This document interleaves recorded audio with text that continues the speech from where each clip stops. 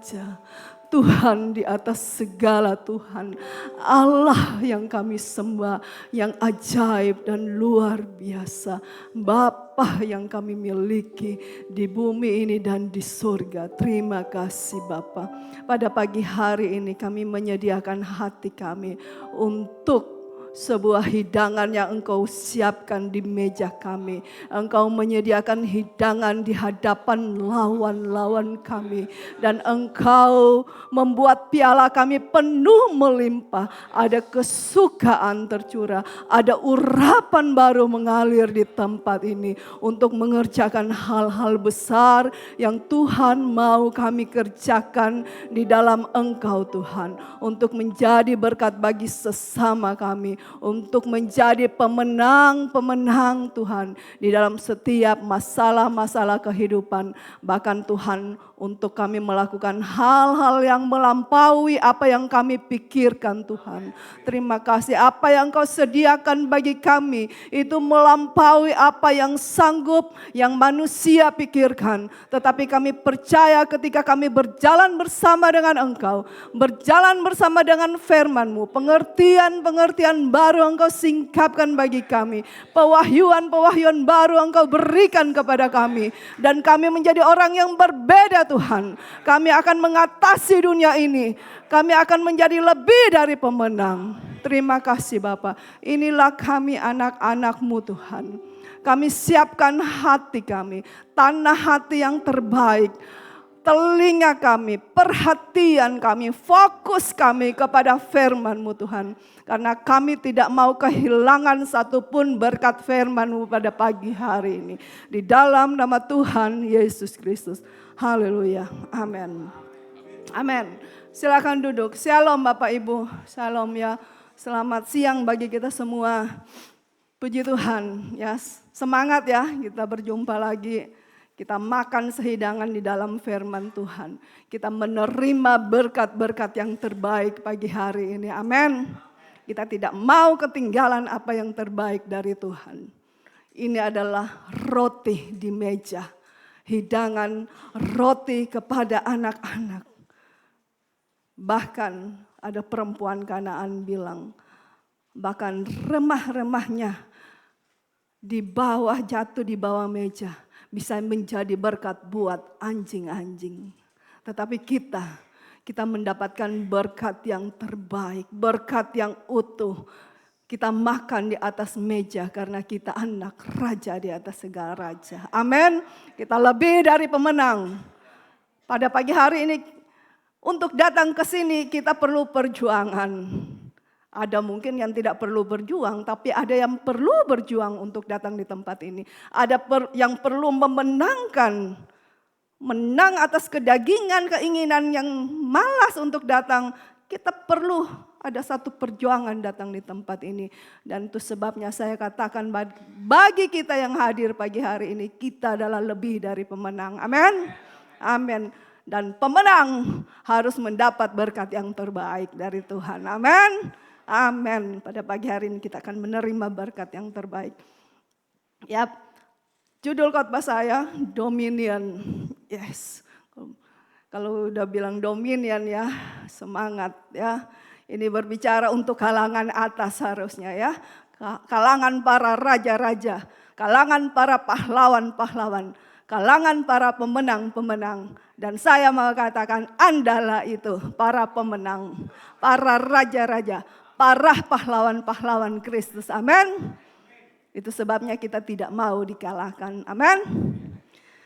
Ya, judul besar ya, tema besar kita sepanjang tahun ini, kita sudah tahu Efesus 4 ayat 24. Ya, bisa ditampilkan, dan mengenakan manusia baru yang telah diciptakan menurut kehendak Allah di dalam kebenaran dan kekudusan yang sesungguhnya. Amin. Ketika kita mengenakan manusia baru, kita juga mengenakan kebenaran dan kekudusannya Allah. Amin. Yang kita kenakan kebenaran dan kekudusannya Allah. Siapa yang bisa menggugat? Tidak ada yang bisa menggugat apa yang kita kenakan. Amin. Bahkan Perbuatan-perbuatan kita pun tidak bisa menggugat kebenaran dan kekudusan. Perbuatan salah kita pun tidak bisa menggugat kebenaran dan kekudusan yang kita kenakan. Ini dahsyat karena itu adalah kekudusan dan kebenaran Allah yang kita kenakan di dalam hidup kita. Apalagi iblis, dia tidak bisa menggugat kita. Amin. Nah, ini adalah tema besar kita ya. Kita akan buka Kejadian 1 ayat 26. Yes.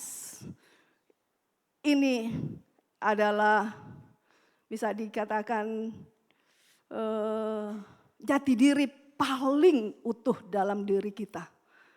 Karena disinilah Allah menciptakan kita pertama kali. Berfirmanlah Allah, baiklah kita menjadikan manusia, saya dan saudara, menurut gambar dan rupa kita, rupa Allah. Supaya mereka berkuasa atas ikan-ikan di laut dan burung-burung di udara dan atas ternak dan atas seluruh bumi ya, dan atas segala binatang melata yang merayap di bumi. Manusia baru kita diciptakan menurut gambar dan rupa Allah. Amin. Jadi ketika kita mengenakan manusia baru, kita mengenakan gambar dan rupa Allah dalam diri kita. Halo, pagi hari ini saya melihat gambar dan rupa Allah ada di depan saya. Amin. Artinya, saudara, sebagaimana Allah, begitulah kita. Wow. Benar? Kalau saya melihat foto saya, sebagaimana yang ada di foto itulah saya. Sebagaimana kita diciptakan, itu akan terpantul. Kita yang memiliki rupa dan gambar Allah akan memantulkan apa? Gambar dan rupa Allah. Bagaimana kalau kita melihat ada gambar dan rupa Allah yang bete? Ada gambar dan rupa Allah yang tersinggung di sini. Ada gambar dan rupa Allah yang ngambek di sini. Apakah itu mencerminkan bagaimana kita diciptakan? Tidak, saudara. Ini yang sayang sekali terjadi di dalam kekristenan adalah apa? Kita kehilangan gambar dan rupa Allah. Amin. Kita jarang menemukan orang yang memiliki gambar dan rupa Allah. Ketika kita melihat seseorang yang memiliki gambar dan rupa Allah, wibawa Allah. Judul saya Dominion, nggak perlu ngapa-ngapain. Kenapa? Karena dengan sendiri wibawa kuasa Allah itu terpancar. Kita nggak perlu ngapa-ngapain. Iblis pasti akan menyingkir. Amin. Nggak perlu dalam nama Yesus, darah Yesus.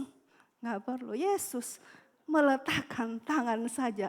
Dan ibu mertua Petrus apa? Sembuh. Emang dia ada bilang dalam namaku Yesus. Nggak tahu aku Yesus yang berkuasa. Tidak. Dia tidak, saudara enggak. Dia nggak perlu begitu. Dia hanya meletakkan tangan saja. Kenapa? Karena gambar dan rupa Allah ada di dalam Yesus. Yesus, Allah, dia selalu berjalan di dalam dominion, otoritas dan dominion. Amin. Allah selalu berjalan di dalam otoritas dan kuasa. Harusnya kita yang memancarkan rupa Allah, kita berjalan dalam otoritas dan kuasa. Tapi pada kenyataan yang kita ketemu, oh itu tersinggung, oh si itu marah, kesal. Oh apakah itu gambar dan rupa Allah? Seperti itukah seorang Allah? Tidak ya, amin. Benar Bapak Ibu, kita tidak menemukan Allah yang seperti itu. Di perjanjian lama Allah memang berurusan dengan cara yang berbeda. Kenapa? Karena di perjanjian lama Allah berhadapan bukan dengan manusia. Tapi Allah berhadapan dengan dosa. Allah berhadapan dengan musuh yang belum dia taklukkan. Tapi kita dalam perjanjian baru ketika kita menghadap Allah, kita tidak pernah menghadap kepada Allah yang ngambek, Allah yang marah, pemarah, tidak. Allah adalah kasih. Amin. Dan saya melihat di sini ada gambar dan rupa Allah yang adalah kasih. Amin. Katakan di sebelah kiri kananmu, ada gambar Allah di dalam engkau. Aku melihat kasih, aku melihat kesabaran, aku melihat engkau penuh wibawa, urapan, engkau berjalan dalam kuasa dan otoritas. Amin. Ketika engkau ngambek, engkau kalah saudara. Engkau sedang kalah. Engkau sedang berkubang di dalam ngambek. Masuk dalam kubangan. Katanya sudah bukan babi lagi.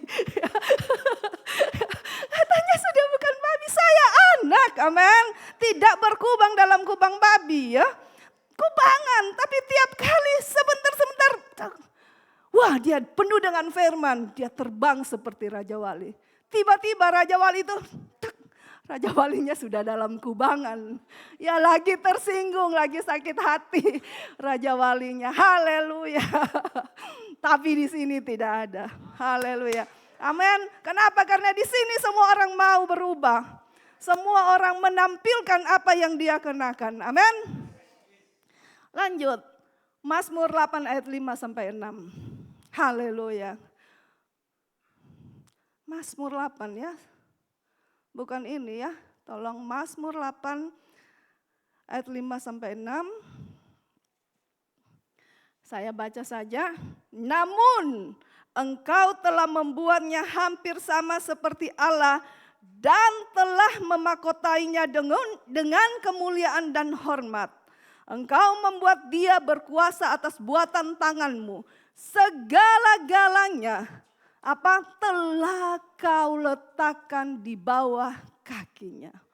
Wow. Masih tadi ya ini. Oke, enggak apa-apa ya karena saya sudah baca. Manusia baru kita di sini dikatakan dimakotai dengan kemuliaan dan hormat. Tadi kita diciptakan menurut gambar Allah dan supaya kita berkuasa. Untuk berkuasa, Allah memperlengkapi kita dengan mahkota. Jadi sebelum kita berbuat apapun, ya kita sudah diberikan mahkota. Jadi mahkota itu bukan upah saudara, tapi mahkota itu adalah hak waris kita karena kita ini adalah anak. Amin. Kita ini dimahkotai dengan kemuliaan dan hormat. Siapa yang pandang enteng diri sendiri? Mulai lihat dirimu. Kau sementara memahkotai kemuliaan dan hormat.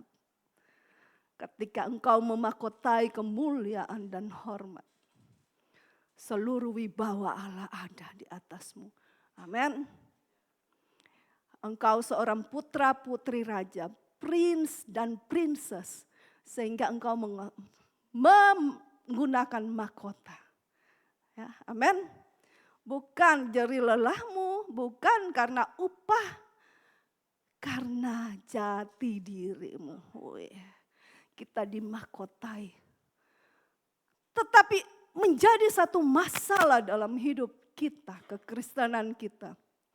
Adalah apa yang harusnya terpancar ketika kita menggunakan mahkota, yaitu kemuliaan dan hormat, itu tidak ada dalam hidup kita. Itu masalah.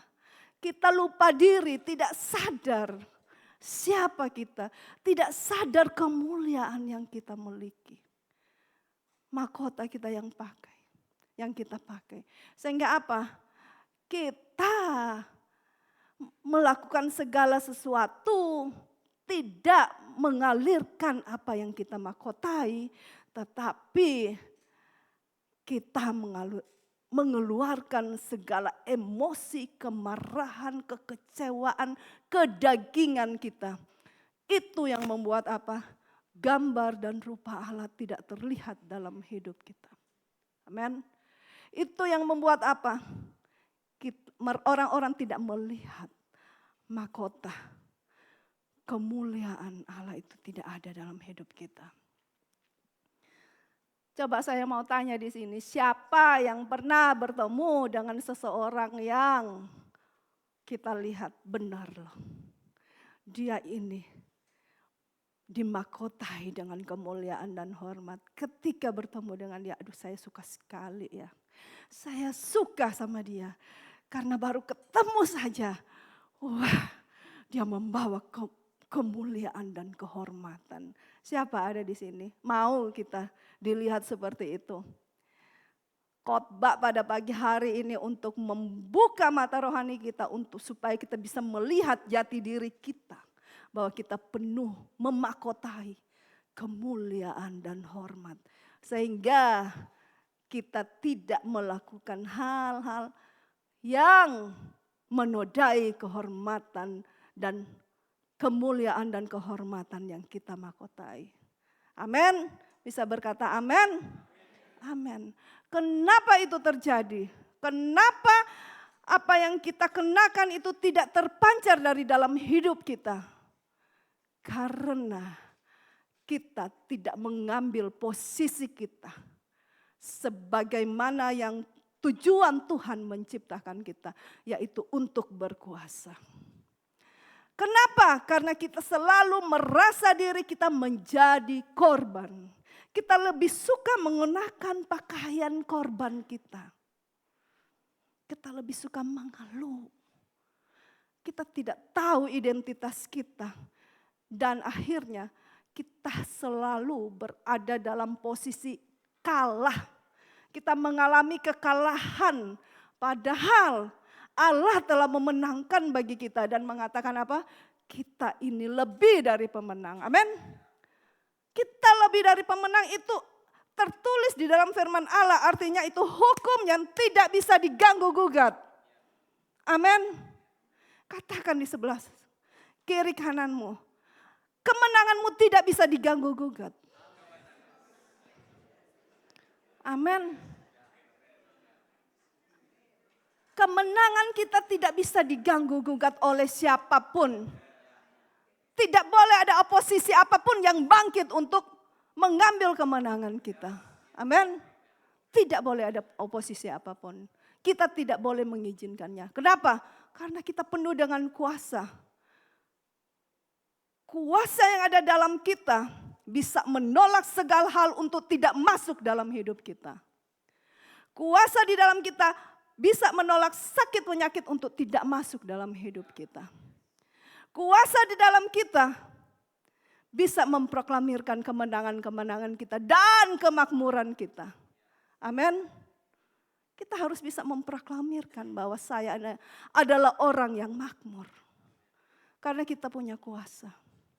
Tetapi ketidaktahuan gereja Tuhan, sehingga gereja Tuhan bersikap pasif dan membiarkan segala kebohongan iblis, hal-hal buruk yang bukan warisan kita masuk ke dalam hidup kita, ke dalam jati diri kita, merusak gambar diri kita, merusak jati diri kita, sehingga kita tidak mengenal lagi diri kita sendiri, kita hanya mengenal diri kita sebagai orang yang kalah, orang yang kita mengenal diri kita sebagai korban banyak kali. Pada pagi hari ini kita harus bangkit, kita harus buka mata kita. Bahwa kita telah mengenakan seluruh perlengkapan senjata Allah. Wow, Efesus 6 mengatakan bahwa kita memiliki seluruh senjata Allah, perlengkapan senjata Allah dalam hidup kita. Kenapa kita mesti kalah? Amin. Kita ingat satu kisah tentang Daud dan Goliat. Ya, mungkin saya ada catat ayatnya ya. 1 Samuel 17 ayat 8 sampai 11. Ia berdiri dan berseru kepada barisan Israel. Katanya kepada mereka, mengapa kamu keluar untuk mengatur barisan perangmu? Bukankah aku seorang Filistin dan kamu adalah hamba Saul? Pilihlah bagimu seorang dan biarlah ia turun mendapatkan daku. Jika ia dapat berperang melawan aku dan mengalahkan aku, maka kami akan menjadi hamba-hambamu. Tetapi jika aku dapat mengungguli dia dan mengalahkannya, maka kamu akan menjadi hamba kami dan takluk kepada kami. Ini adalah perkataan dari Goliat. Goliat menantang pasukan Israel. Pasukan yang mengenakan senjata, perlengkapan senjata perang lengkap. Dan di ayat 17 saya nggak catat, di ayat 16 berkata begini, orang Filistin itu maju. Bukan itu ayatnya.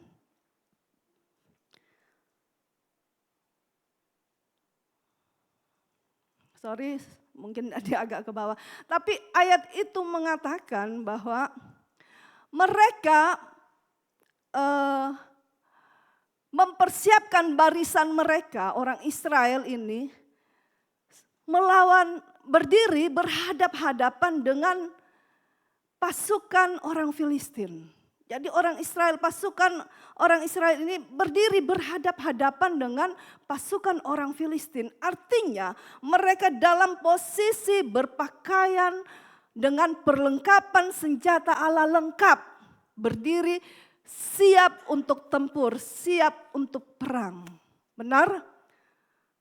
Tetapi tiba-tiba datanglah Goliat dan seperti yang dia katakan tadi. Aku menantang engkau seorang-seorang. Dan ini di 1 Samuel 17 ayat 16 berkata bahwa orang Filistin itu maju mendekat pada pagi hari dan pada petang hari. Demikianlah ia tampil ke depan 40 hari lamanya. Jadi pagi-pagi sama sore Goliat datang maju menentang barisan orang Israel. Selama berapa? 40 hari terlalu lama. Benar? Kita sudah memperlengkapi diri kita dengan perlengkapan perang. Dengan senjata-senjata yang lengkap. Tapi harus menunggu 40 hari dalam keadaan pasif. Peperangan ini kadang-kadang terjadi dalam hidup kita. Amin.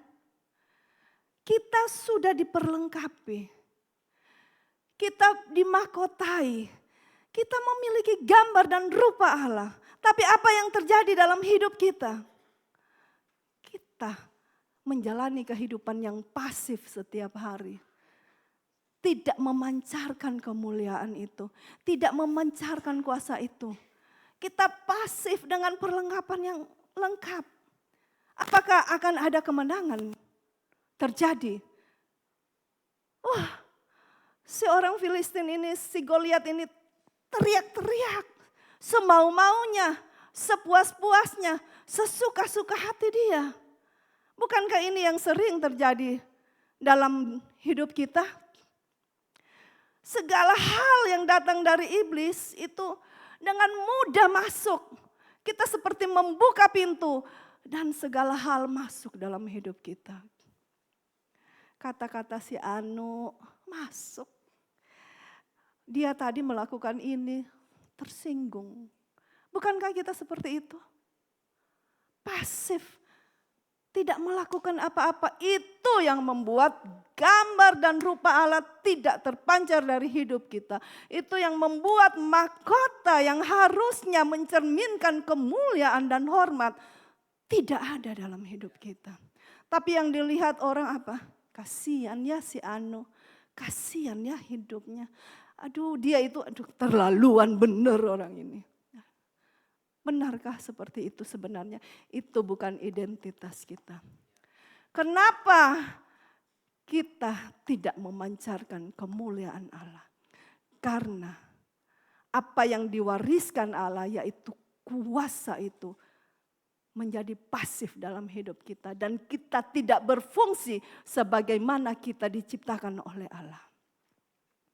Kita mungkin menjalani kehidupan ini. Saul, ketika dia berperang, dia memenangkan begitu banyak peperangan. Tapi saat itu, ya, dia melihat peperangan itu secara lahiriah. Secara lahiriah. Dia tidak sadar bahwa peperangannya itu bukan peperangan secara lahiriah, tetapi secara rohani. Di dalam 2 Korintus 10 ayat 3 berkata memang kita hidup di dalam dunia. Dalam versi NLT-nya, we are human, but we don't wage war as human do. Memang kita manusia, tetapi kita tidak melakukan peperangan kita seperti manusia lakukan. Ini yang sering dilakukan oleh kita. Ketika orang tampar, kita tampar pipi kanan dan pipi kiri. Karena ini yang dilakukan oleh orang dunia, oleh manusia. Ketika dia marah, kalau orang Manado bilang, kamu marah, kamu pikir saya nggak tahu marah? Saya bisa marah lebih besar lagi dari yang kamu marah. Itu kalau orang Manado. Kamu bicara 2 kata, saya bisa marah kamu 10 kata. Kalau orang Manado ya seperti itu. Kamu tampar saya bisa bunuh kamu. Ini peperangan yang bisa dilakukan oleh orang dunia, oleh manusia. We are human, memang kita manusia.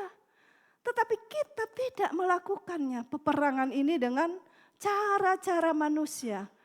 Ini salah satu adalah cara-cara manusia yang kita gunakan.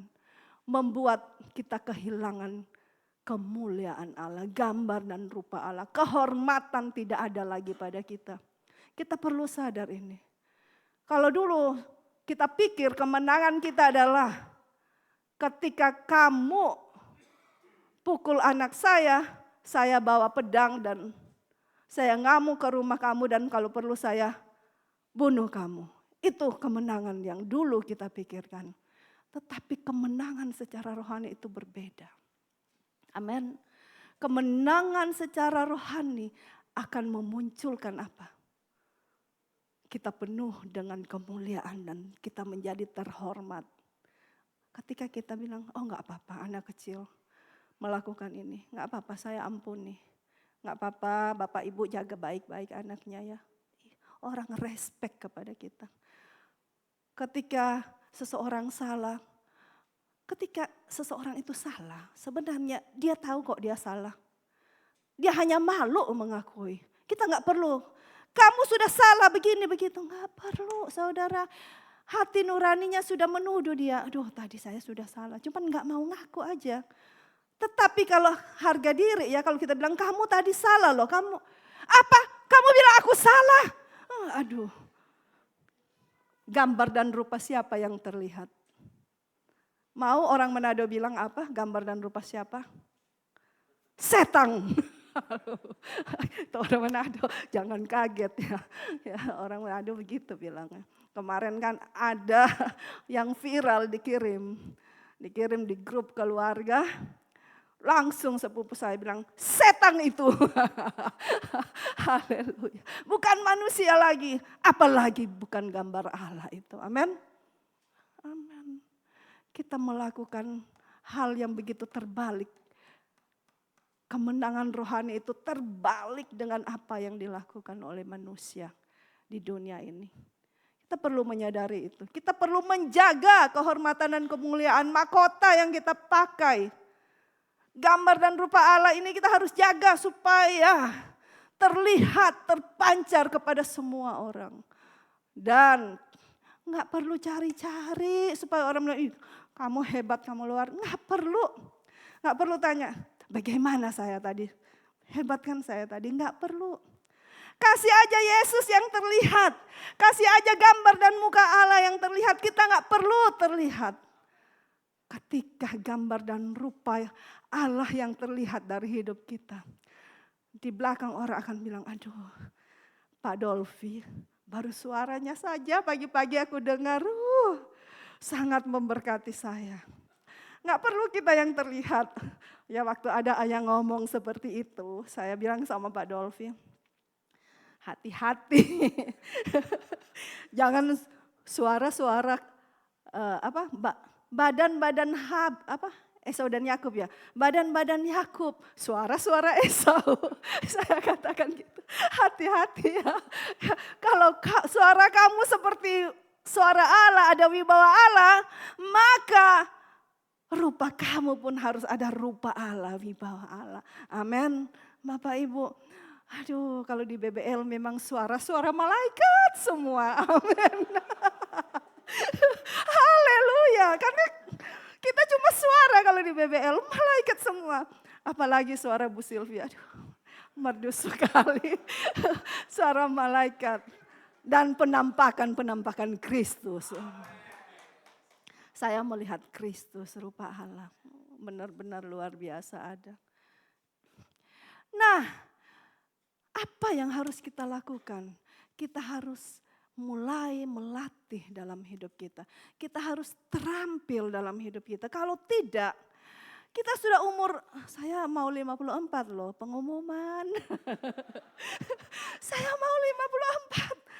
Tapi sepanjang hidup saya dari saya lahir sampai sekarang umur 54, kalau orang lihat di muka saya setang, kalau orang Nado bilang. Betapa sedihnya kita mengiring Yesus selama ini. Amin. Mau Bapak Ibu, kita mengenakan manusia baru. Kesabaran, ya, kehormatan. Kesabaran kita itu adalah kehormatan kita, kemuliaan kita. Kita bisa mengendalikan diri. Tapi ketika ada apa-apa udah aduh, saya nggak tahu lihat muka siapa itu ya, saudara Bapak Ibu. Amin. Kita mau berubah ya Bapak Ibu. Kita mencerminkan kemuliaan Allah dan gambar Allah yang kelihatan oleh dunia. Dahsyat. Dan orang-orang akan datang ke TLW. Kenapa? Karena di sana dia begitu melihat Kristus. Kristus lagi. Kristus, aduh semuanya Kristus. Jangan cuma suara di BBL membuat orang dari ujung sampai ke ujung dunia diberkati saudara karena suara kita ya. Ya, tapi ketika ketemu sama kita ternyata masih manusia. Haleluya. Saudara kita kadang-kadang bukan cuma masih manusia. Ya sama kayak tadi yang orang Manado bilang, gak usah sebut lagi ya. Haleluya. Tapi pada saat ini mulai kita melatih dari hal-hal yang kecil. Dominion atau kuasa itu yang paling penting kita pakai untuk menguasai diri kita. Untuk kuasa yang kita punya ini dapat kita pergunakan lewat kata-kata kita. Ketika hal-hal buruk datang mau masuk dalam hidup kita, katakan dulu kepada dia, katakan balik kepada dia.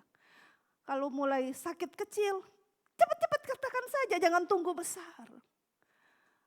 Sakit penyakit apapun engkau, sekecil apapun gak boleh masuk ke dalam tubuhku. Kita punya kuasa untuk menolak. Ini kuasa kita. Tapi kita tidak pernah pakai. Kalau sudah mulai ada kata-kata orang, mulai masuk menyakiti, mau itu jadi senjata rohani iblis. Kata-kata. Dulu ya kita di kampung ya, saya ingat sekali. Kalau kita kalah dengan tubuh ini berantem berkelahi. Dia akan pakai apa? Saya akan kata-kata kamu. Pakai bahasa Manado mau? Kita mau kata-kata mengenai kata-kata mengenai mama kita, kata-kata mengenai papa. Takut orang kalau dia sudah begitu.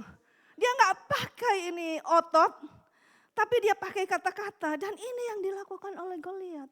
Kadang-kadang kata-kata itu menjadi senjata yang paling ampuh dipakai oleh iblis. Kata-katanya itu sangat menyakitkan. Tahu nggak kadang-kadang kata-kata itu bisa membuat orang lain keluar air mata. Sangat sakit. Tapi saya katakan kita tidak bisa mengendalikan mulut orang sana, mulut orang itu. Atau sifat orang itu. Apa yang dia lakukan kita di luar kontrol kita. Tapi kita bisa mengontrol untuk masuk enggak ke dalam hidup kita. Amin. Kita bisa mengontrol ini yang harus kita tahu kita punya kuasa untuk mengontrol apapun, gak boleh masuk dalam hidup kita kalau kita tahu ini adalah senjata musuh. Amin. Sehingga kita tidak dikalahkan dalam hidup ini. Jangan sebentar-bentar telepon, Bu Nini, atau Bu Nini boleh saya ketemu? Aduh, nanti datang lagi dengan masalah yang sama. Artinya engkau tidak menggunakan kuasa untuk berdiri dan mengatakan engkau tidak boleh masuk di dalam hatiku, engkau tidak boleh melukai hatiku, tidak boleh merobek-robek hatiku. Aku mengampuni engkau, aku mengasihi engkau. Ketika engkau melakukan itu, engkau terlihat seperti Allah. Amin. Rupa dan gambar Allah. Kemuliaan dan kehormatan ada. Amin. Kebayang gak sih? Kita dimahkotai bukan melakukan kerjaan angkat sampah, sampah-sampah orang diangkat. Bukan, pakai mahkota. Putri, princess gitu ya, sudah pakai baju indah, pakai mahkota. Mainannya apa? Sampah-sampah, gosip-gosip. Enggak ya, mulai sekarang kalau ada, udah mulai sampah ini. No, saya princess, tidak bermain sampah-sampah. Amin. Amin. Itu aja senjata yang luar biasa buat kita, sehingga kita tidak dikalahkan. Kenapa saya mau katakan ini? Karena dalam Kidung Agung bilang, rubah-rubah kecil itu merusak kebun anggur. Kebun anggur itu penuh dengan kemuliaan. Tapi hal-hal kecil, rubah-rubah kecil yang merusak. Jangan mau dirusak, kita punya kuasa. Kita nggak bisa kontrol orang, kontrol dunia ini, apa yang akan terjadi, apa yang akan datang. Tapi stop. Aku punya kuasa untuk mengontrol itu masuk ke dalam hidupku. Amin. Dan ketika itu tidak masuk, kita tidak tercemar. Kita penuh dengan kemuliaan Allah. Amin. Nah, yang perlu kita lakukan adalah latihan, terampil. Ketika kita melakukannya dari hal-hal kecil, maka kita akan terbiasa melakukan untuk hal-hal yang besar.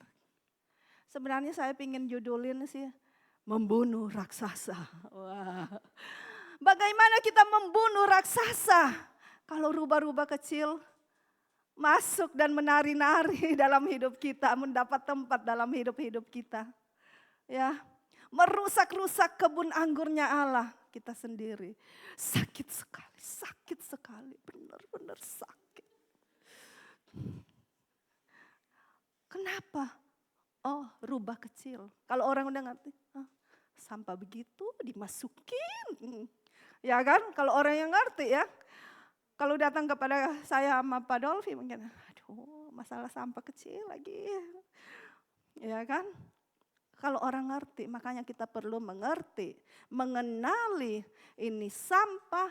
Kenapa? Karena kita ini diciptakan untuk setiap pemberian yang baik dan setiap anugerah yang sempurna yang datangnya dari atas diturunkan oleh Bapa segala terang. Amin.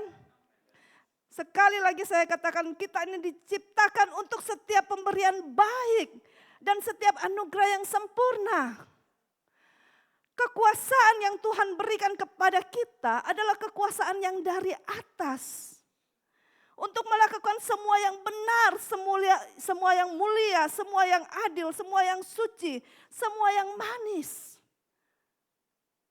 Untuk melakukan ini kalau tidak ada kuasa kita tidak mampu. Sadar enggak Bapak Ibu? Tetapi Allah telah menaruh itu dalam diri kita sehingga kita mampu.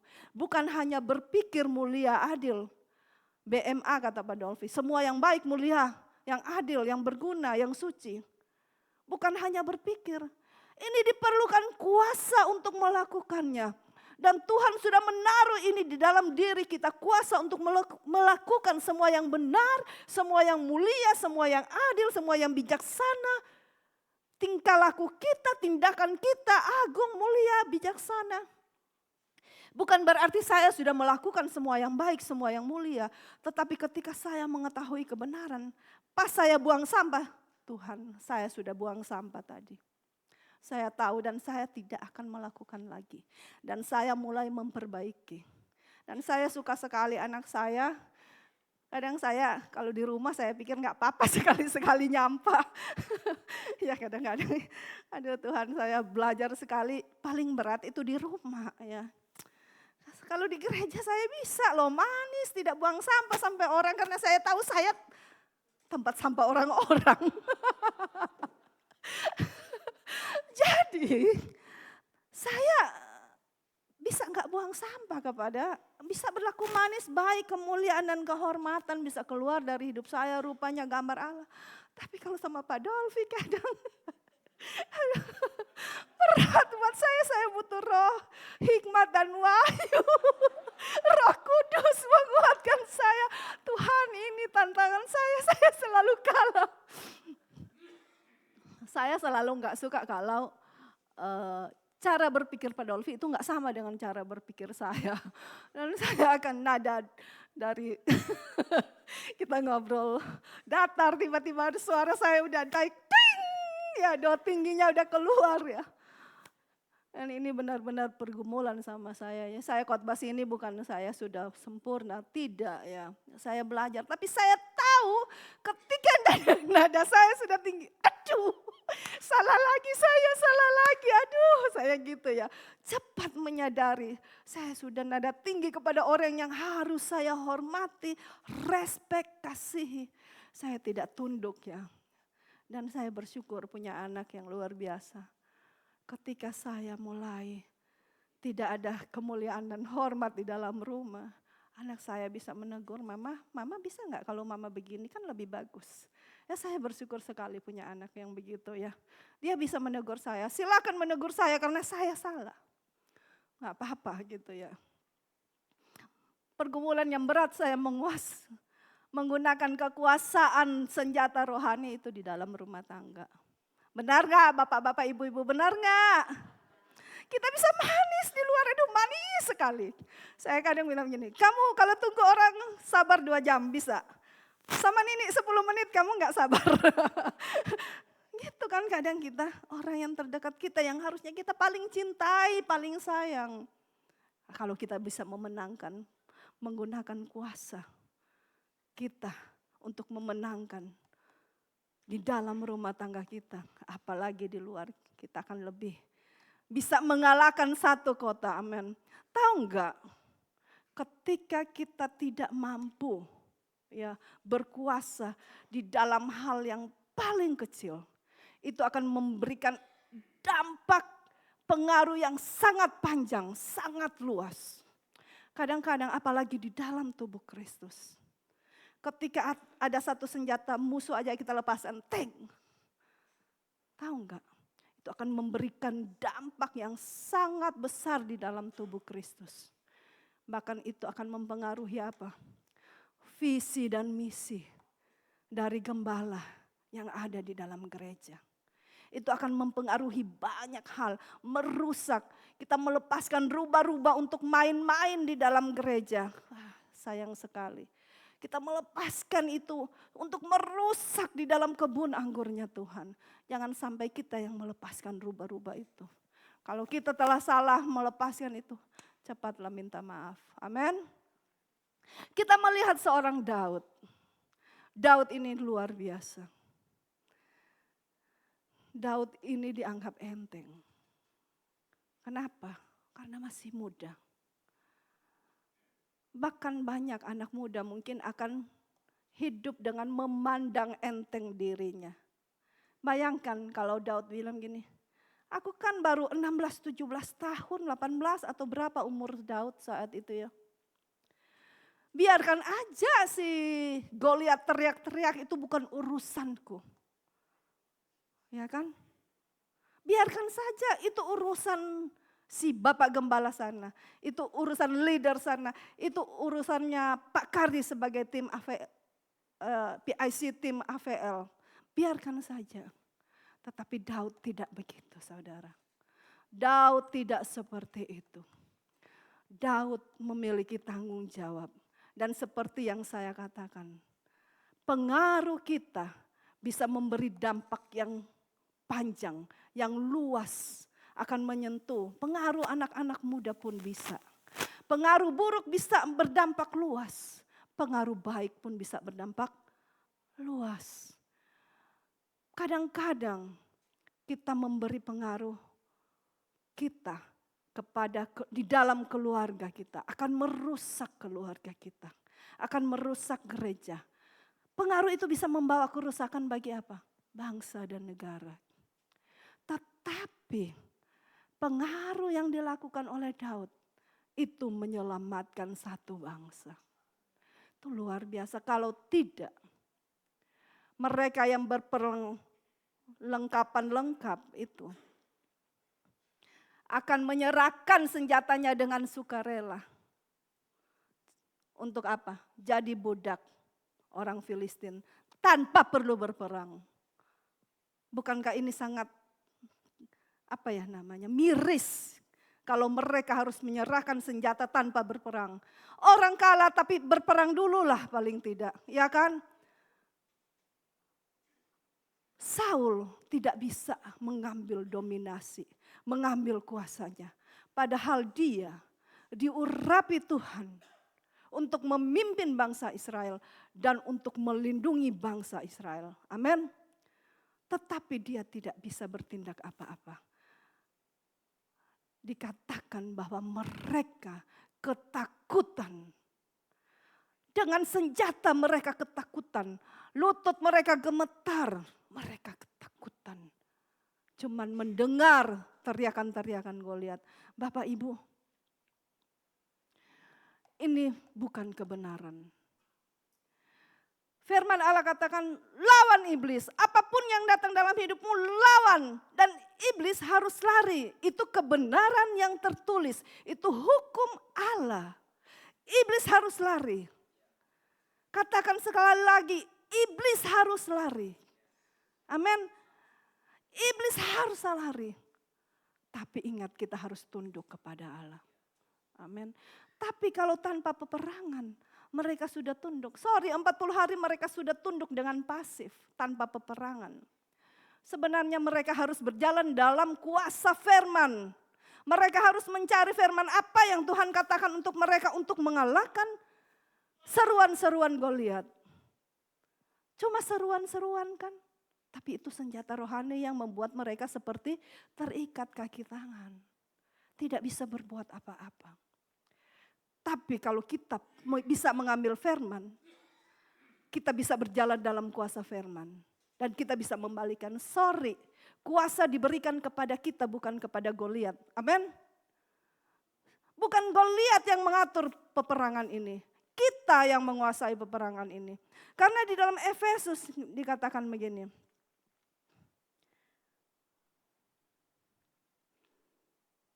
Mana ya? Efesus 1, saya enggak suruh catat ya situ. Efesus 1 ayat 19 ayat 20 kalau tidak salah mengatakan bahwa, saya cari ya karena saya dari tadi tidak. Efesus 1 ayat 22 sampai 23. Dan segala sesuatu telah diletakkannya di bawah kaki Kristus.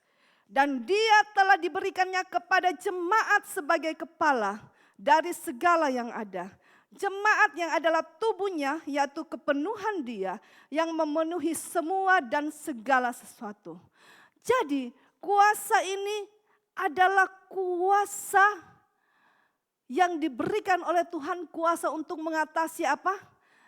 Pemerintah-pemerintah. Efesus 1 ayat 21 ya.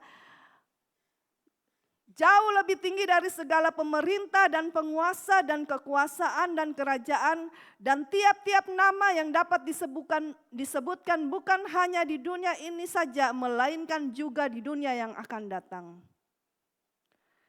Jadi otoritas yang diberikan kepada kita adalah otoritas yang mendominasi segala pemerintah, segala penguasa, segala kekuasaan, segala kerajaan. Dan tiap-tiap nama itu diberikan kuasanya kepada kita. Tetapi kadang ketika kita berurusan dengan sesuatu yang berhubungan dengan hal-hal ini, kita merasa otoritas kita di bawah. Padahal otoritas kita diberikan untuk mendominasi setiap kuasa-kuasa ini. Setiap kerajaan, setiap pemerintah. Ketika kita mulai mempraktekannya, kadang-kadang kita mulai khawatir apa yang akan terjadi. Kita tidak berdiri teguh dengan otoritas yang harusnya kita miliki. Kita tidak punya keyakinan untuk berdiri di atas otoritas dari pemerintah-perintah kerajaan yang dituliskan di tempat ini. Otoritas dan kuasa yang diberikan kepada kita itu mendominasi setiap kuasa-kuasa yang ada di dalam dunia ini. Tapi apakah, ini banyak kali kita tidak yakin untuk mengatasi setiap kuasa-kuasa ini. Karena kita khawatir dampaknya akan takutnya lebih parah. Ya. Takut nanti ketika saya berdiri di atas otoritas ini, takutnya apa ya nanti. Bisa-bisa umpamanya kita menghadapi satu jemaat atau anak atau apa. Takutnya dia nanti ngambek, tanpa dia marah, nanti dia apa, nanti lebih parah. Enggak saudara, kita harus berdiri di atas dominasi ini. Karena kita yang punya otoritas ini. Demikian juga sebenarnya bukan Goliat yang menentukan peperangan ini. Harusnya Saul sebagai raja yang diurapi, urapan Allah ada, dia yang harus menentukan peperangan ini. Ketika kita punya peperangan, jangan biarkan Goliat yang berteriak-teriak, tetapi kita yang harus yang punya kuasa untuk menentukan peperangan ini. Harus selesai kapan? Tidak boleh 40 hari, 40 malam. Kepanjangan peperangan itu, 40 hari, 40 malam. Saul punya hak, punya otoritas untuk melawan setiap perkataan-perkataan dari Goliat. Bukan dia yang menentukan. Tetapi puji Tuhan, ada seorang muda. Dia bisa membawa solusi. Jangan anggap enteng engkau muda. Paulus berkata kepada Timotius, engkau boleh muda, tetapi jangan orang menganggap remeh karena engkau muda. Jadilah kuat di dalam kuasa Tuhan. Engkau boleh muda, tetapi kuasa yang sama itu Tuhan taruh. Kemuliaan, hormat dan gambar Allah yang sama Tuhan taruh di dalam engkau. Dan itu yang dilakukan oleh Daud. Tetapi apa yang dilakukan pertama oleh Daud? Daud ini, dia setiap hari berlatih menggunakan otoritas. Yang kita lakukan selama ini yaitu apa? Menggunakan otoritas ketika kita berhadapan dengan Goliat saja. Ya, benar kan? Sadar atau enggak? Kita tidak menggunakan otoritas dalam hal-hal kecil. Oh, ini bisa diatasi pakai uang. Kita menggunakan we are human. Ya. Kita menggunakan senjata dan cara dunia, cara manusia. Ini bisa selesai. Saya juga begitu. Ini bisa selesai pakai duit. Dah, duit aja. Saya tidak mau menggunakan otoritas rohani yang Tuhan berikan. Banyak kita begitu. Tapi ketika masalah itu jadi besar, itu seperti kita melihat raksasa. Baru kita mau mempergunakan. Dan itu belum langsung kita gunakan cara rohani. Kita masih pakai cara ini, cara itu, cara ini dulu. Sampai semua cara tertutup jalan. Ini kebiasaan kita. Baru kita mencari cara rohani dan datang kepada Tuhan. Baru kita mau mencari senjata apa? Senjata rohani apa? Ayat firman apa yang harus aku lakukan supaya aku berjalan dalam kuasa firman? Itu kadang-kala kenapa kita tidak mengalami yang namanya kemenangan. Kenapa? Karena kita menggunakannya kuasa itu pada saat masalah sudah besar. Nah, kita perlu terampil seperti Daud yang anak muda ini. Dia punya tanggung jawab. Ya. Anak-anak muda harus mengambil tanggung jawab. Bahwa apapun di dalam rumah tangga itu menjadi bagian milik tanggung jawab saya. secara rohani. Anak-anak muda tidak boleh engkau lepas tangan. Bayangkan kalau si Daud ini dia bawa dombanya dan tiba-tiba singa datang, beruang datang. Papa, tolong. Belum sampai di rumah sudah habis ya dombanya. Benar enggak? Anak-anak muda, jangan kita pakai iman orang tua setiap kali untuk mengalahkan masalah kita. Kita harus menjadi seperti Daud. Kita harus memberi dampak kepada keluarga. Bahkan memberi dampak kepada bangsa dan negara. Memberi dampak kepada gereja Tuhan. Amin. Memberi dampak kepada generasi muda. Engkau harus ambil ini, generasi muda sekarang ini. Menjadi tanggung jawabmu. Tanggung jawab gereja, tanggung jawab anak muda dalam gereja. Bukan engkau yang menjadi masalah. Amin. Engkau adalah pembawa solusi, anak-anak muda gereja. Engkau pembawa solusi, engkau Daud. Bukan engkau datang dan engkau masalahnya. Dan membuat orang tuamu dalam masalah dan harus menyelesaikan masalahmu. Itu bukan identitas anak-anak muda di dalam gereja Tuhan. Amin. Jangan pandang enteng dirimu.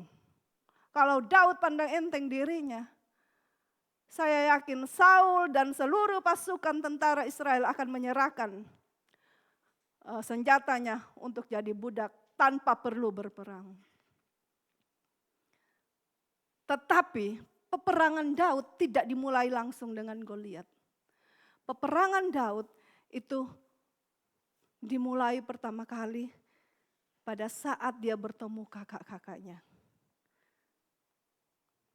Mana ya saudara, kita buka ayatnya. 1 Samuel 17 ayat 28. 1 Samuel 17 ayat 28. Ketika Eliab, kakaknya yang tertua, mendengar perkataan Daud kepada orang-orang itu, bangkitlah amarah Eliab kepada Daud sambil berkata, "Mengapa engkau datang? Dan pada siapa kau tinggalkan kambing domba yang 2-3 ekor itu di padang gurun? Aku kenal sifat pemberanimu dan kejahatan hatimu. Engkau datang kemari dengan maksud melihat pertempuran." Aduh, bayangkan ini. Daud belum menghadapi Goliat. Dia menghadapi kakaknya dulu. Kadang-kadang kita begitu. Sebelum menghadapi Goliat, kita menghadapi orang paling dekat dulu dengan kita. Penghinaan ini, kalau Daud itu bersifat responsif, childish, kekanak-kanakan, karena memang umurnya nggak bisa disalahkan. Tapi no, jangan karena engkau muda engkau bisa gampang ngambek. Jangan engkau muda, engkau jangan bersifat kekanak-kanakan. Apalagi kalau engkau sudah tua. Jangan engkau responsif sama kayak anak-anak. Ini sangat menyakitkan, benar? Kita, baru kata-kata sepotong di Manado. Manado lagi, soalnya saya orang Manado. Ada satu lagu yang sangat terkenal, yang suka dinyanyikan. Nyanyinya begini. Meskipun susah dan aniaya, ku turut Tuhan selamanya. Dia nyanyi dan menangis. Dia bilang, ya Tuhan, saya akan turut engkau meskipun susah dan aniaya. Tapi tiba-tiba satu waktu dia tidak pergi ke gereja. Datanglah ibu gembala, bapak gembala jemput. Bu, kenapa tidak ke gereja? Enggak apa-apa, saya enggak apa-apa. Ayolah ibu datang ke gereja. Oh, saya enggak apa-apa, iya enggak apa-apa, nanti saya datang. Jadi dia tidak memberitahukan apa masalahnya. Tapi ternyata ada temannya yang tahu. Ternyata pada satu waktu ibadah, orang yang jalanin kue kelewatan, dia nggak dapat kuenya. Tapi nyanyinya apa? Meskipun susah dan aniaya. Belum aniaya saudaraku. Baru kue 1 potong.